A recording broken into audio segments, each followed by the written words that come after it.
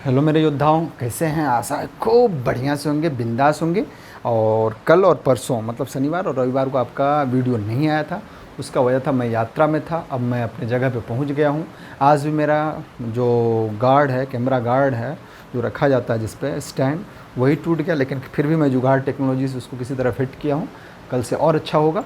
आज मैं क्या क्या हूँ, आपको आज क्या क्या पढ़ेंगे, इससे पहले आपने क्या क्या पढ़ा, इसको रिकॉल करना बहुत ही ज़रूरी है। और वो रिकॉल करने से क्या हो जाता है, आपका आप पुराना अब नियमित रूप से आपका वीडियो जाएगा। हमने आपको ये भी प्रॉमिस किया था कि मंडे को, उसके बाद वेडनेसडे को और फ्राइडे को, ये 3 दिन आपका प्रीवियस ईयर क्वेश्चन जाएंगे, PYQ जाएंगे। आज तो मैं छोट मतलब ज़्यादा नहीं इंक्लूड किया हूँ, लेकिन 7:30 बजे तक आपको वीडियो भी प्राप्त हो जाएगा। लगभग रोज़ 7:30 बजे तक आपको वीडियो 7:30 के लगभग में मिल जाएगा। आज मैं 1 2 3 4 5 क्वेश्चन भी इंक्लूड किया हूँ। कल केवल और केवल जब हम पढ़ाएंगे तो फिर क्या करेंगे, पिछले बार का, अब कल आप लोग क्या करेंगे, मैंने वेडनेसडे को, कल नहीं परसों आप क्या करेंगे कि पिछला जितना मैं पढ़ाया हूँ नंबर सिस्टम, आज नंबर सिस्टम 3 है, उस सब को रिवीजन करके रखेंगे, ताकि मैं जब पढ़ाऊँगा तो आपको सब मज़ा आएगा। आज हम लोग क्या क्या पढ़ेंगे, आज हम लोग मौलिक संक्रियाएँ पढ़ेंगे। वैसे यदि आप ध्यान दें तो मौलिक संक्रियाएँ 2 हैं। क्या क्या है? एक है जोड़ और दूसरा है घटाव। अब आप कहेंगे कि नहीं, गुणा भी मौलिक संक्रियाएँ हैं। यस है, लेकिन गुणा जो है वो जोड़ को बार बार, जैसे 4 को हम 5 से गुणा करेंगे तो 4 को 5 से गुणा करने का मतलब है 4 को हम 5 बार जोड़ देंगे, यही हमारा। अब कहेंगे कि हम 20 में 5 का भाग देंगे, इसका मतलब है कि 20 में हम 5 घटाएंगे, फिर 5 घटाएंगे, फिर 5 घटाएंगे, फिर 5 घटाएंगे। अब आपको समझ में आ गया होगा कि ये मतलब मुख्य रूप से जो संक्रियाएं होती है वो 2 ही होती है, जोड़ और घटाव। लेकिन हम लोग मूल संक्रियाएं में जोड़, घटाव, गुणा, भाग को भी इंक्लूड करते हैं। अब हम लोग आते हैं और चर्चा करेंगे हम लोग कि अब योग है। जोड़ तो आप लोगों को अमूमन आता है, इकाई को इकाई में जोड़ेंगे, दहाई को दहाई में जोड़ेंगे, सैकड़े को सैकड़े में जोड़ेंगे, हज़ार को हज़ार में जोड़ेंगे। इससे पहले हम लोग जितना पढ़े हैं उसको रिकॉल करते रहेंगे। अब हमारे पास है कि यदि हमारी गिनती जैसे 1 2 3 5 7 मान लीजिए 40 तक जोड़ना हो, 2 4 6 8 मान लीजिए 40 तक जोड़ना हो, इसका 39 तक जोड़ना हो, तो इसका योगफल क्या होगा? तो यहाँ जगह नहीं है, मैं यहाँ लिख रहा हूँ और ढंग से देखेंगे, तीनों का मैं लिख रहा हूँ। अब ये क्या दिख रहा है, प्राकृतिक संख्या, तो हम लिखेंगे n प्राकृत संख्या का योग।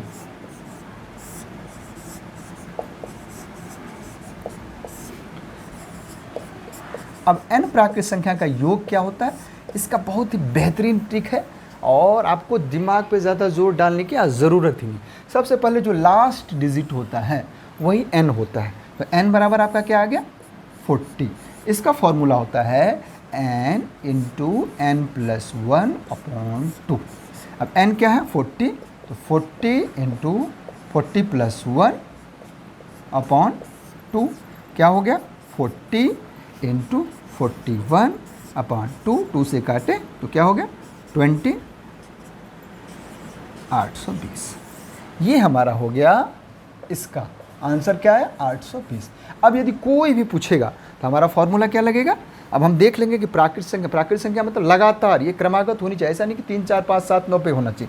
तो इसके लिए फॉर्मूला होता है n इंटू n प्लस 1/2। अब हम दूसरे पे आते हैं। दूसरा हमारा दिख रहा है सम संख्या है। सम संख्या के लिए सबसे पहला तो है n 40 है, नहीं, ये हो गया हमारा, इसको मान लेते हैं हम a, इसको मान लेते हैं b, इसको मान लेते हैं c, तो ये a का आंसर हो गया। अब b में देखिए क्या है, b के लिए होता है, सबसे पहला काम होता है n निकालना। इसको हम सबसे पहले लिखते हैं सम संख्याओं का योग। सम संख्याओं का योग, इसका फॉर्मूला जो होता है वो होता है n इंटू n प्लस 1। अब n इंटू n प्लस 1 हो गया। अब n कैसे निकालेंगे, तो n क्या होता है, n होता है जो लास्ट डिजिट होता है उसमें हम 2 से डिवाइड करते हैं। तो लास्ट में क्या है 40, 40 में 2 से डिवाइड करेंगे तो क्या आ गया 20। अब क्या है n इंटू n प्लस 1, तो 20 इंटू 20 प्लस 1, अब क्या हो गया 20 इंटू 21 21 दूनी 42, 420। इसका आंसर हमारा हो गया 420।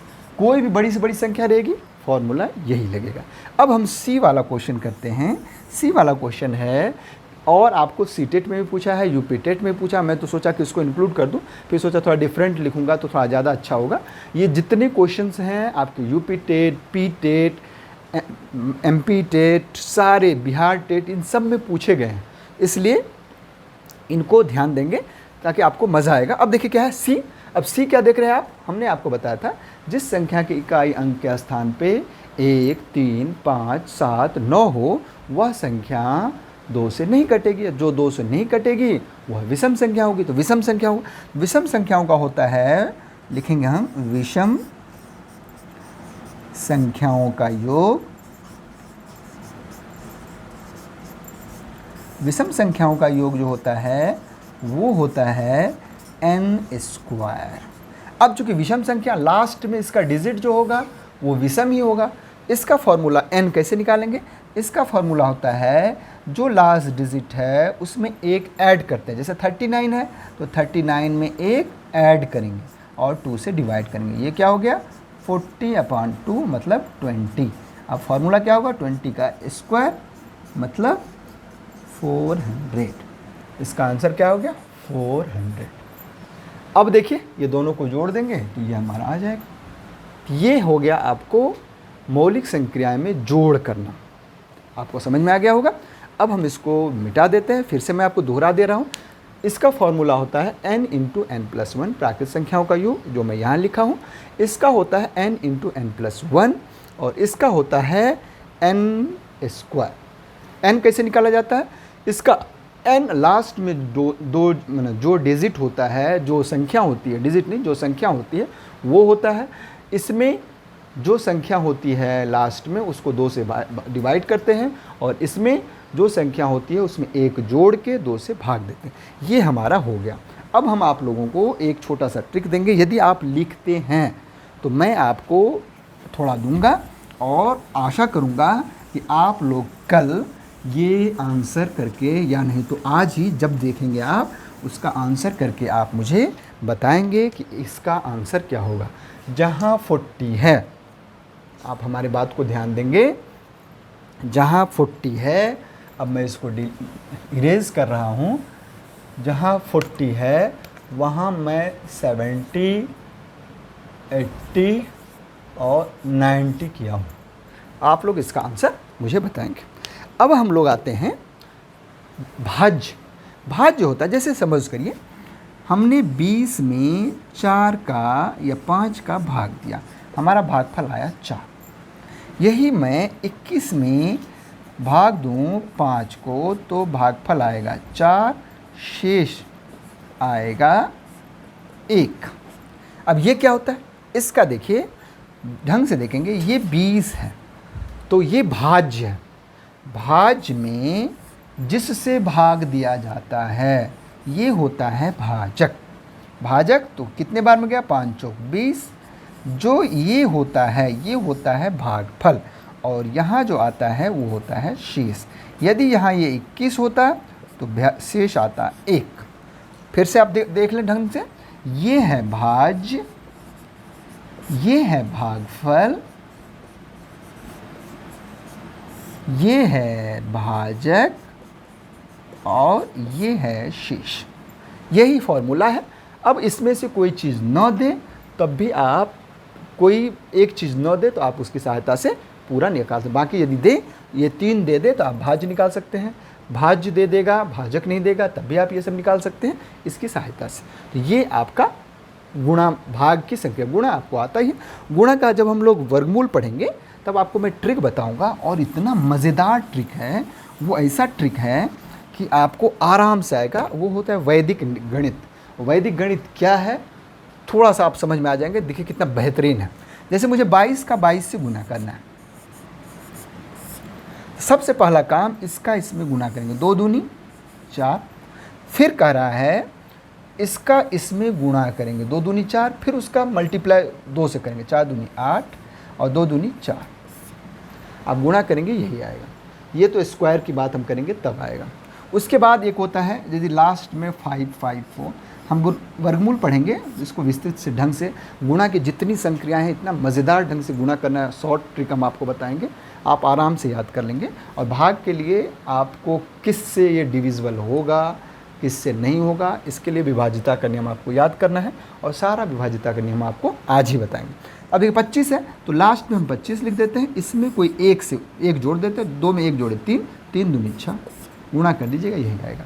अब हम लोग आते हैं और देर ना करते हुए, हाँ ये आप क्वेश्चन जब कर लेंगे, देखेंगे और कर लेंगे तो फिर आप मुझे ज़रूर भेजेंगे। अब हम लोग आते हैं, हमेशा याद रखिए धीरे धीरे अब आपका जो है थोड़ा आप अपनी पढ़ाई की क्षमता को बढ़ाइए, क्योंकि अब थोड़ा वीडियो आपका लंबा जाएगा, लंबा नहीं जाएगा तो फिर आपका ख़त्म कैसे होगा। अब है विभाज्यता का नियम। विभाज्यता का नियम हम 2 से शुरू करते हैं। यदि किसी संख्या के इकाई, आप देखिए हमारी बात को ही सुनेंगे क्योंकि मैं इसको लिखा नहीं हूँ, मैं आपको बताऊँगा और आपको देखना भी है, याद भी करना है। यदि किसी संख्या के इकाई अंक के स्थान पे, 2 का नियम है, यदि किसी संख्या के इकाई अंक के स्थान पे, इकाई अंक के स्थान पे 0 2 4 6 और 8, यदि किसी संख्या के इकाई अंक के स्थान पर 0 2 4 6 8 रहे तो वह संख्या 2 से कट जाएगी। फिर से मैं दोहरा रहा हूँ, 2 से विभाज्यता का नियम है, यदि किसी संख्या के इकाई अंक के स्थान पर 0 2 4 6 और 8 रहे वह संख्या 2 से कट जाएगी। अब हम लोग 3 का नियम देखते हैं। 3 का नियम है संख्या के अंकों का योग, यही 3 का भी है, यही 9 का भी है, संख्या के अंकों का योग। इसमें हमको इकाई अंक देखना है और इसमें संख्या के अंकों का योग। अब जैसे कोई भी बड़ी से बड़ी संख्या, मान लीजिए हम 111 लिखें, अब संख्या के अंकों का या 123 लिख दिया। अब क्या, 1 + 2 + 3, 3 2 5 1 6, अब 6 3 से कटेगा, यस, 3 दूनी 6, इसका मतलब है पूरी संख्या 3 से कट जाएगी। फिर से मैं दोहरा रहा हूँ, यदि संख्या के अंकों का योग 3 से कट जाए तो पूरी संख्या 3 से कट जाएगी। कोई भी बड़ी से बड़ी संख्या है उसमें हम क्या करेंगे, संख्या के अंकों का योग करेंगे, यदि वो 3 से कट जाएगा पूरी संख्या 3 से कट जाएगी। अब है 4 का, थोड़ा डिफरेंट है। 4 में क्या करेंगे हम, इकाई और दहाई अंकों से जो बनी संख्या है उसको देखेंगे। जैसे सपोज करिए 420, इसमें इकाई दहाई अंकों से बनी संख्या क्या है, 20 है।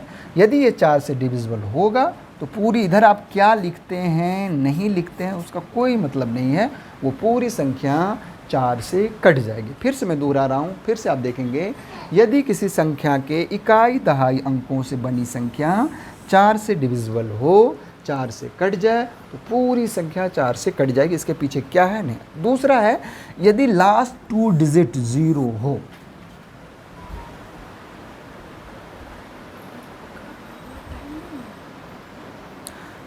यदि लास्ट 2 डिजिट 0 हो तो भी वह 4 से डिविजिबल हो जाएगी। अब हम 5 का नियम आते हैं और इसको काट देते हैं।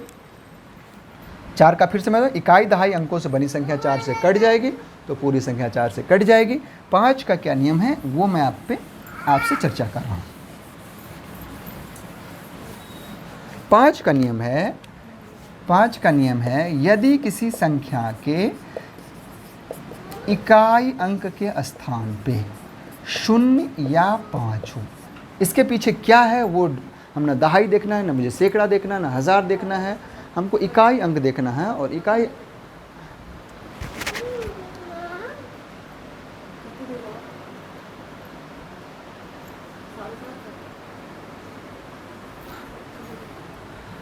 यदि हम फिर से हम देखें, यदि इकाई अंक के स्थान पर 0 तथा 5 हो तो वह संख्या 5 से कट जाएगी। अब हम लोग आते हैं 6 का नियम।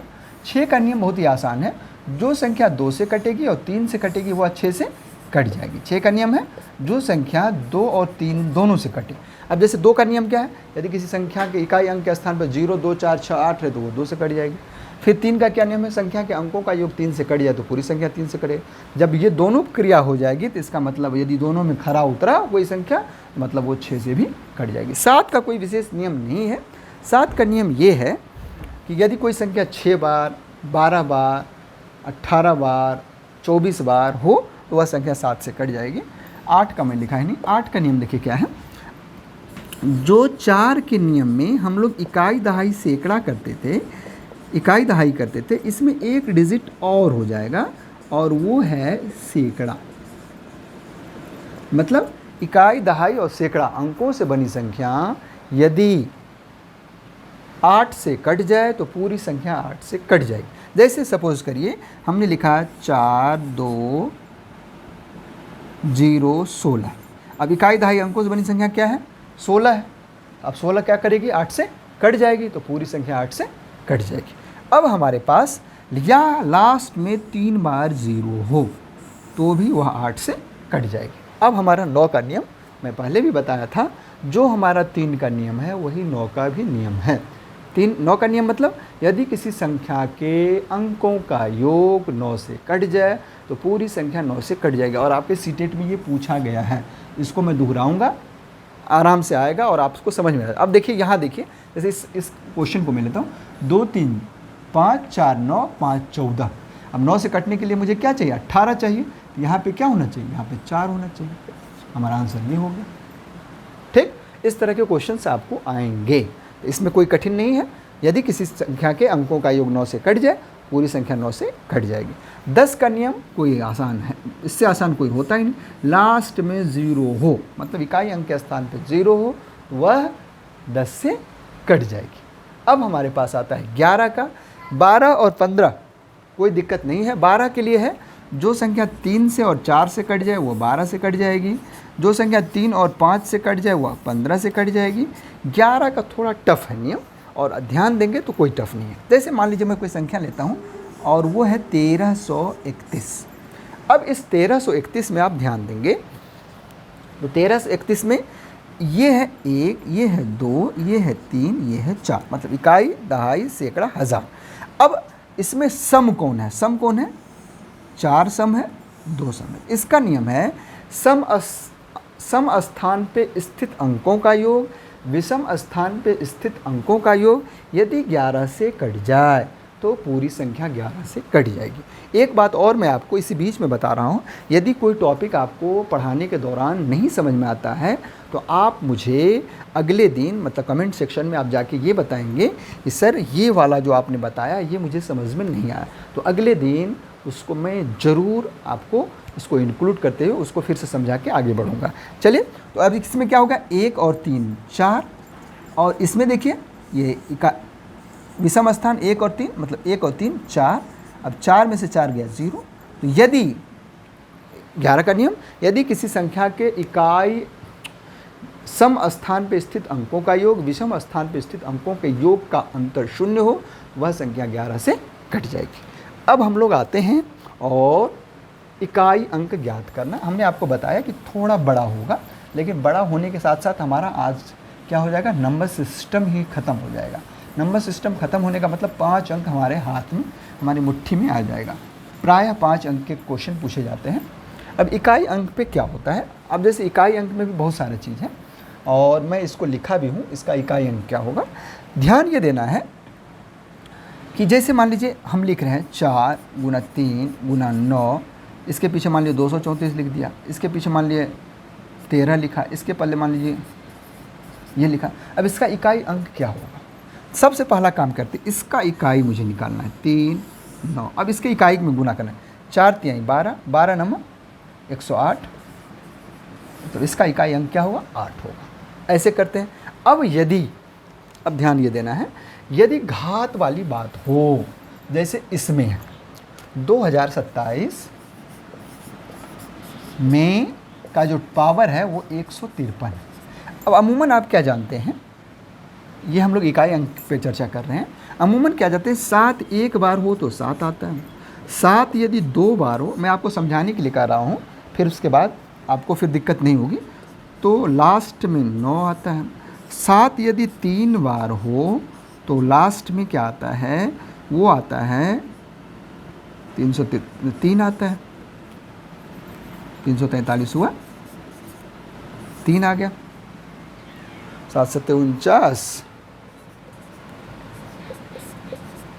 9 13 से 3 हाथ में 6, 7 4 2833, ठीक है, ठीक, 3 आता है। 7 यदि 4 बार हो तो लास्ट में क्या आ जाएगा?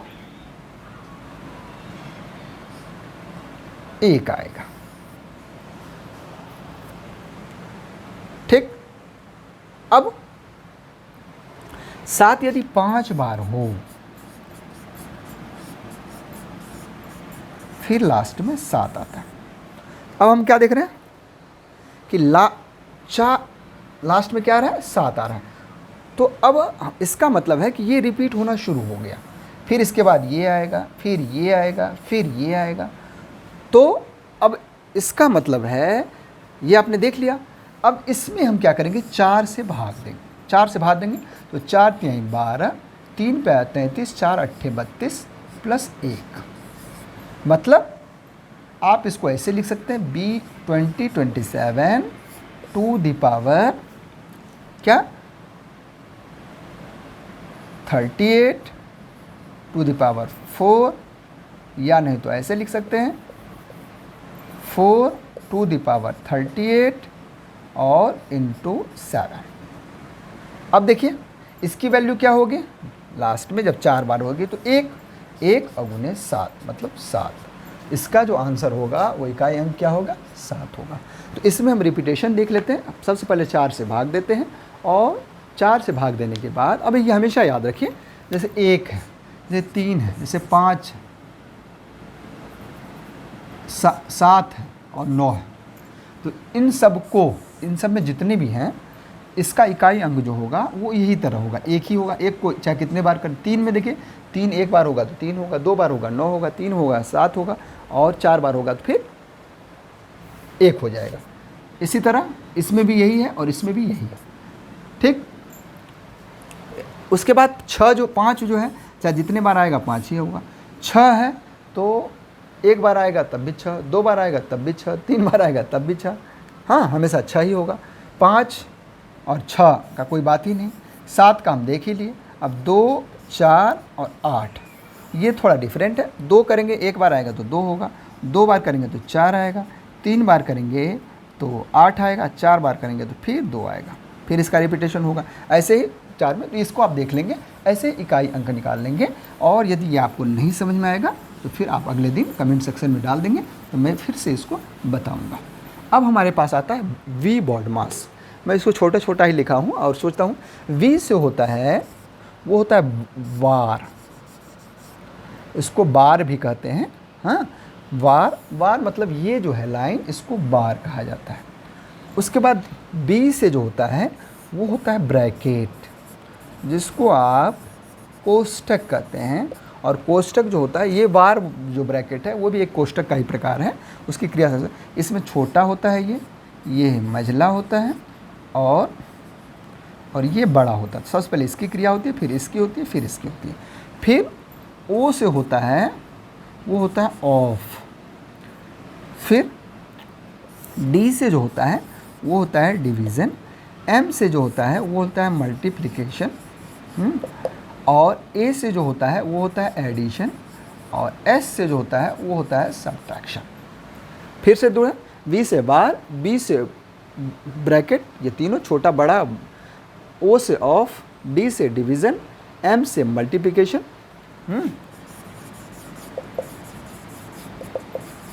Addition, subtraction. ठीक, ये होता है, ये है हमारा बॉड मास। अब हम इस पे जो क्वेश्चन है, ये 2 क्वेश्चन हम लोगों ने कर लिया। अब इसको तीनों को करते हैं और मज़ा आएगा। देखिए क्या है, क्वेश्चन पूछ चुका है तो इसमें कोई घबराने की बात नहीं। अब देखिए ये 100 है, इसको 100 लिखेंगे। सबसे पहले इसकी क्रिया होगी, 500 में 10 को हम घटाएंगे, डायरेक्ट मैं लिख ही रहा हूँ आंसर। प्लस की क्रिया है, प्लस लिखेंगे। इसकी क्रिया पहले हो क्योंकि बार ब्रैकेट है। 500 में 10 गया तो क्या हो गया 490, और फिर माइनस 80। अब ये दोनों को जोड़ देंगे तो 590 हो गया। 590 में 80 घटाएंगे 510। कितना आसान है, अब आप देख लीजिए। अब हमारा जो नेक्स्ट क्वेश्चन है वो थोड़ा कठिन है। थोड़ा इसलिए मैं कहा कि जब लोग मतलब आप कह सकते हैं फ्रेशर होते हैं, शुरुआत करते हैं तो थोड़ी दिक्कत होती है, लेकिन धीरे धीरे मैथ ऐसी चीज़ है, बताया हमें आपको, साइंस की रानी है, और जितना करेंगे उतना मज़ा आएगा। अब देखिए क्या है, 1 है, 1 माइनस 5 है तो हमने 5 लिख दिया, फिर माइनस 2 लिखा। ठीक, अब फिर क्या है, प्लस है, प्लस लिखा, फिर 5 लिखा। अब 5 में से 6 माइनस 2, तो 6 और 2 एक ही मतलब माइनस है, 6 2 हो गया 8, 8 में से 5 गया, तो 8 में से 5 गया, तो डायरेक्ट हम ऐसे 5 माइनस 8 लिख लें और इंटू 2 लिखें, और फिर ये और फिर ये। अब देखिए क्या हो गया, 1 माइनस 5 माइनस 2 प्लस, अब 5 में से 8 गए तो कितने बचे, -3, तो यहाँ लिखेंगे माइनस। अब -3 का 2 में गुणा होगा क्योंकि इसमें क्रिया होगी, तो माइनस यहाँ प्लस लिखेंगे, 5 में से 8 गया तो -3, -3 2 जा -6, यहाँ -6 लिखेंगे। फिर अब देखिए क्या हो गया, 1 माइनस ये 5 माइनस, अब 2 में से 6 गए तो 2 में से 6 जाएंगे तो क्या बच जाएंगे, 4 हो जाएंगे, और -4 और ये माइनस माइनस प्लस 4, 5 और 4 9, 1 माइनस 9 माइनस 8। ये देखिए कितना आसान क्वेश्चन था। हाँ, अब हम लोग तीसरे क्वेश्चन पे आते हैं, और ये आपको ध्यान हमेशा रखना है कि जो जैसा लिखा है वैसा ही करते जाएंगे। अब देखिए सबसे पहले इसकी क्रिया करेंगे, 625 में से 425 गया तो 225 बचा, 225 को फिर 225 से जोड़ेंगे, फिर देखिए 50, पहले भाग की क्रिया होगी, प्लस 50 में 10 का भाग देंगे तो 5 गुने 3, अब 225 और 25 के कितने हो गए, 250, अब प्लस 5 3 15, 265। ये आज का हमारा सवाल रहा। कल से हम नेक्स्ट चैप्टर पढ़ेंगे, नेक्स्ट यूनिट पढ़ेंगे, और परसों हम आप लोग अभ्यास करके रखेंगे इसका नंबर सिस्टम पे आधारित जितने भी सवाल पिछले साल पूछे गए हैं उन सारे को मैं इंक्लूड करूंगा और आपको मज़ा आएगा। अब नियमित रूप से आपके पास वीडियो जाएगी, संडे को भी जाएगी, संडे या शनिवार में से किसी एक दिन नहीं जाएगी, उस दिन थोड़ा रेस्ट कर लेता हूँ या बहुत सारे काम होते हैं। फिर मिलते हैं हम अगले वीडियो में नए टॉपिक के साथ, और तब तक इसको रिवीजन करें। जो आपको इसमें नहीं आएगा उसमें आप फिर से लिखेंगे, ये मुझे नहीं आया तो फिर से मैं उसको बताने की कोशिश करूँगा। मिलते हैं कल फिर इसी टाइम, तब तक के लिए डू योर बेस्ट।